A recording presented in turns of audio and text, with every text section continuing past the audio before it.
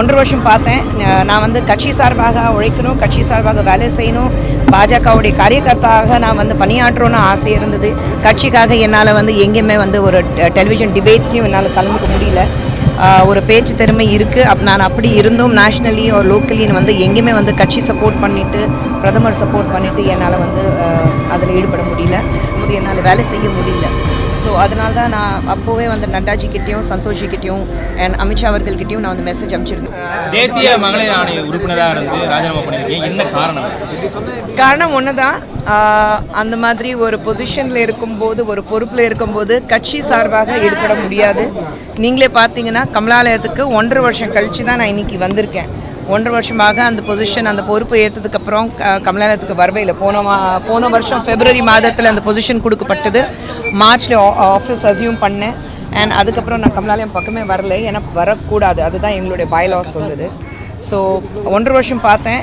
நான் வந்து கட்சி சார்பாக உழைக்கணும், கட்சி சார்பாக வேலை செய்யணும், பாஜகவுடைய காரியகர்த்தாக நான் வந்து பணியாற்றணும்னு ஆசை இருந்தது. ஒரு பொசிஷன் கொடுத்ததுக்கு பிரதமர் அவர்களுக்கும் அமித்ஷா அவர்களுக்கும் நட்டாஜி அவர்களுக்கும் சந்தோஷி அவர்களுக்கும், ஏன்னா அவங்க 4 பேர் பார்த்து தான் அந்த பொசிஷன் கொடுத்தாங்க, அவங்களுக்கு நன்றி தெரிவிக்கிறேன். ஆனால் என்னுடைய மனசு, என்னுடைய கவனம் ஃபுல்லாகவே அரசியல் தான் இருக்குது. அப்படி இருக்கும்போது நான் இங்கே வந்து காரியகர்த்தாக, பாஜகவோட காரியகர்த்தாக வேலையை செஞ்சால் தான், பணியாற்றுறது தான் எனக்கு வந்து முழு திருப்தியாக இருக்குது. இந்த உணர்வை ஆண்டு பணிகள் கட்சியில் முக்கிய பொறுப்பு வருவதற்காக ராஜினாமா பண்ணிங்களா அப்படின்ற ஒரு சந்தேகம். எப்போவுமே ஒரு பேரம் பேசிட்டு நான் வாழ்க்கையில் நடக்கிறது கிடையாது. நான் வந்து கட்சிக்காக பணியாற்றும், அது மட்டும்தான். கட்சிக்காக என்னால் வந்து எங்கேயுமே வந்து ஒரு டெலிவிஷன் டிபேட்ஸ்லையும் என்னால் கலந்துக்க முடியல. ஒரு பேச்சு திறமை இருக்குது. நான் அப்படி இருந்தும் நேஷ்னலி ஒரு லோக்கலின்னு வந்து எங்கேயுமே வந்து கட்சி சப்போர்ட் பண்ணிவிட்டு பிரதமர் சப்போர்ட் பண்ணிவிட்டு என்னால் வந்து அதில் ஈடுபட முடியல. ஸோ ஐ திங்க் இப்போது வந்து கொஞ்சம் ஃப்ரீயாக இருக்கேன். ஸோ இப்போது முழு மனசோட கட்சி சார்பாக எங்கெல்லாம் குரல் கொடுக்கணும், எந்தெந்த இடத்துக்கு போகணும், அது எல்லாமே கட்சி சார்பாக நான் இனிமேல் இறங்க போகிறேன். ஏனுங்க, அப்படியெல்லாம் ஒன்றும் கிடையாது. அதான் சொன்னேன், ஒரு பேரம் பேசிட்டு இது கொடுத்தாதான் அதுன்னு அப்படி என்றைக்குமே கிடையாது. கட்சி நம்பி, பிரதமர் நம்பி நம்ம இங்கே வந்திருக்கோம். ஸோ பாஜக மாதிரி ஒரு மிகப்பெரிய கட்சி நம்ம வந்து அது கடந்த 10 ஆண்டுகளாக நம்ம பார்த்திங்கன்னா பாரத தேசம் வந்து எந்த அளவுக்கு முன்னேறி இருக்கு. நம்மளுடைய பிரதமர் நரேந்திர மோடி அவர்கள் இன்றைக்கும் உரையாற்றும் போது எவ்வளோ விஷயங்கள் அவர் பேசியிருக்கிறாரு. ஸோ அப்படி இருக்கும்போது எப்படி ஒரு நாடு முன்னேறணும், இன்றைக்கி நாளைக்கு நம்ம நாடு எப்படி இருக்க போகுதுங்கிறது முக்கியம் கிடையாது. 2047 நம்ம நாடு வந்து எந்த அளவுக்கு த பிக்கெஸ்ட் டெமோக்ராட்டிக் கண்ட்ரி மட்டும் இல்லாமல் தி மோஸ்ட் பவர்ஃபுல் கண்ட்ரியாக இருக்கணும், அதுக்கான மாற்றங்கள் எப்படி கொண்டு வர முடியும், அதுக்கான பேச்சு இன்றைக்கி நம்ம பிரதமர் பேசினதை நம்ம பார்த்துருக்கோம். ஸோ நம்ம நாடு முன்னேற்றம் அது மட்டும்தானே.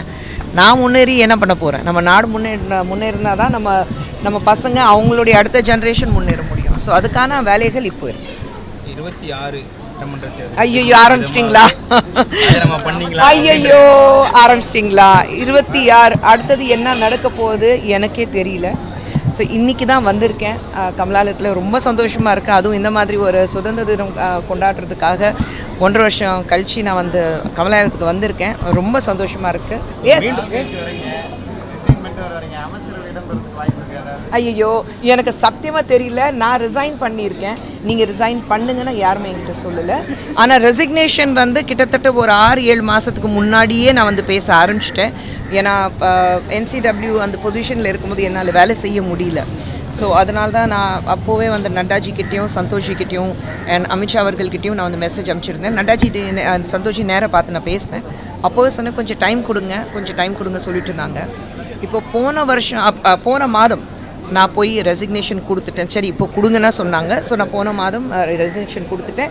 நேற்று தான் எக்ஸெப்ட் பண்ணியிருக்காங்க. 1 மாதம் கழிச்சு தான் அவங்களே ரெசிக்னேஷன் எக்ஸெப்ட் பண்ணியிருக்காங்க. தேசிய தலைவர்கள் ஏதாவது அறிவுறுத்தல்கள் ஏதாவது கொடுக்கப்பட்டாங்களா மேடம்? நீங்கள் ராஜினாமா செய்ய போகிறோன்னு சொன்ன இது நீங்கள் இப்போ பொறுப்பு ராஜினாமா செய்யும்போது தேசிய தலைவர்கள், பாஜக தேசிய தலைவர்கள் ஏதாவது உங்கள்கிட்ட பேசினாங்க? இல்லையே, அவங்களுக்கு தெரியும் நான் ராஜினாமா பண்ண போகிறேன். நான் தெரியும், ஏன்னா ராஜினாமா கடிதம் கொடுக்கும்போது நான் சொல்லி தானே கொடுத்தேன். ஸோ அதுக்கப்புறம் மறுபடியும் என்கிட்ட பேசணும்னு அவசியமே கிடையாது. நீங்கள் ராஜினாமா செய்ததுக்கு பிறகு சமூக வலைத்தளங்களில் நீங்கள் கூட போட்டுருந்தீங்க திமுகவினர், என்ன காரணம்?